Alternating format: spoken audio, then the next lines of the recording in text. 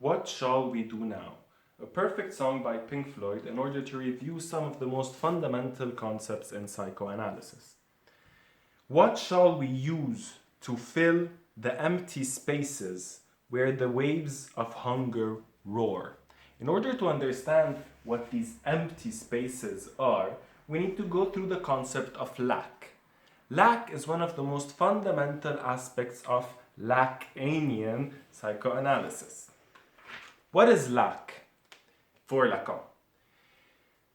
The moment we are born, or even before we are born, we are connected to our mothers and to the placenta through an umbilical cord. In this moment, we are still in a state of absolute bliss. We are getting everything we need from this cord. We don't have anything lacking. The moment this cord is cut, we experience lack for the first time. And from that moment forward, things start lacking and we start having needs. The baby, the moment the placenta is cut, starts crying. It starts crying because it experiences a lack. It's not sure what it's lacking. It still doesn't know that food exists, for example. The mother responds to it with food. So the child is getting an answer to a question it still doesn't have very clear because it still doesn't have the concept. So this is how we first experience lack. After we are born, we are still in a very fulfilling relationship with our mother. She is there for our every need. Every time we cry, we are being responded to with something that is supposed to fulfill this lack. We are in what Lacan would call a state of jouissance, in which our body is very satisfied with everything because our mother is there to respond for us. Now, when we enter the symbolic order, when our father comes and says for the first time, no, when for the first time law is imposed on us, we sacrifice this jouissance and the lack becomes bigger. We have to sacrifice our jouissance in order to become socialized subjects. And this lack is something dynamic. It's something that we need in order to be dynamic in our lives. I took this example from Dr. Derek Hook on YouTube, who explained so much to me. It's like those tiny games that they give you, and it's like a puzzle, and there's one piece removed, and you need to rearrange the puzzle. And if you don't have that piece removed, there is no game. So this is the kind of lack we're speaking about. It's this lack that, when removed, gets stuff moving. It's what gets motion in life and lets you play the game of life. So how does this very famous objet petit a, that Lacan would call the object cause of desire, come into being? It comes into being through the installation of the symbolic order, through this no that the Father comes and imposes law on us. Because for the first time, we are then forced to be able to express our desire through language. And there will always be a gap between this new way of expressing our needs and the old way, this old state of pure jouissance that we were in with our mothers. And we lost something the moment we entered the symbolic order. Because we can never truly express what it is that we want through this symbolic order. Something will always be missing. And it is this gap, this little thing that we will never be able to really get back, that is the object cause of desire. It's the cause that we desire at all. To quote Medium, a Medium blog, Dangerous Maybe, objet A is the ghost of one's primordial jouissance that emerges through the socialization process. In order to become social beings, we must enter the symbolic order, but at the expense of our pure jouissance. And it is this expense that is the object cause of our desire. It's what sets it in motion.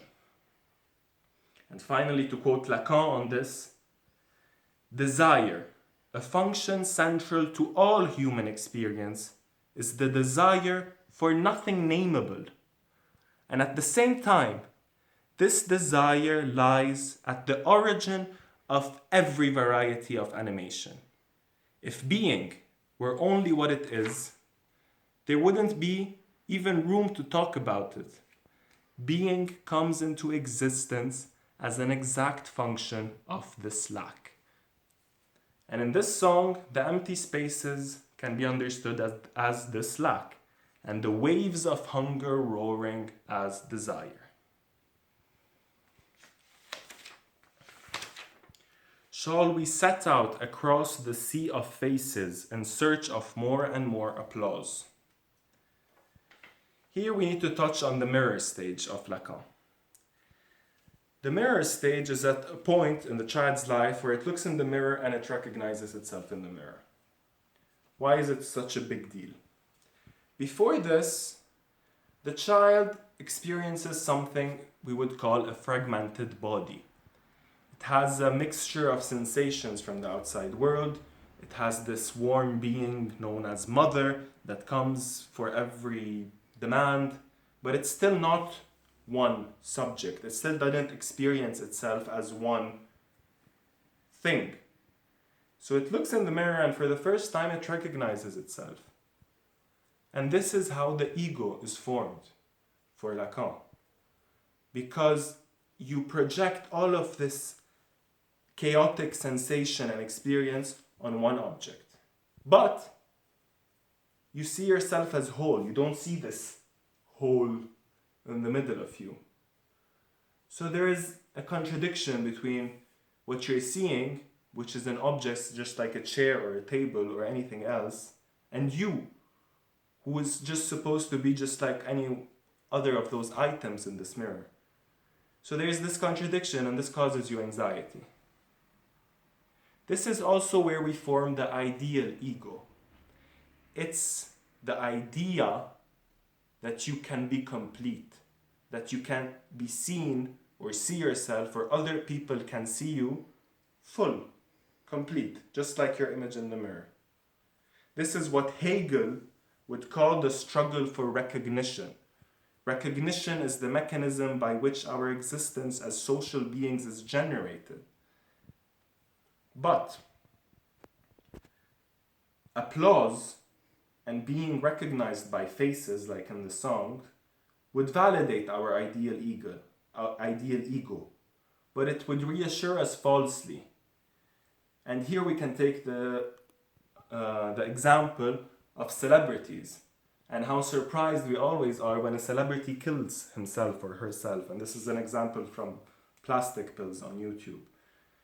We can't fill our gap through the recognition of other lacking subjects, because they are also have a gap inside of them.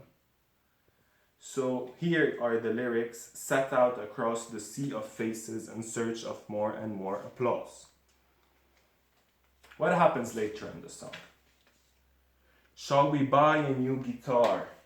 Shall we drive a more powerful car? And they go on and on to name things. Shall we work straight through the night? Shall we get into fights? Leave the lights on, drop bombs, do tours of the East, contract diseases, bury bones, break up homes, send flowers by the phone, take to drink, go to shrinks, give up meat, rarely sleep, keep people as pets, train dogs, race rats, fill the attic with cash, bury treasure, store up leisure, but never relax at all with our backs to the wall. What's happening here, from car to guitar, and it's also even cooler that the words rhyme, because it gives us the sense of the signifier and how the signifier is just a piece of language that connects to another signifier in this chain. It's this chain of metonymic desire that we go for a new guitar, then we get the guitar, but it doesn't fill the hole, so we go to the car and then we replace it. It's like a linguistic process of replacing, of metonymy. Car, guitar, applause, whatever. You just keep on going because the object cause of desire tells you to. The lack tells you that you can, if you just get this little tiny thing, you can go back to being in the state you were in the placenta or in childhood or whatever, that you can go back to the state of jouissance if you just get this one more thing, but it never happens. So you go again and again and again and again and again, and you try to find it. Finally, there are two things in this song that might actually quench the desire, or at least affect it.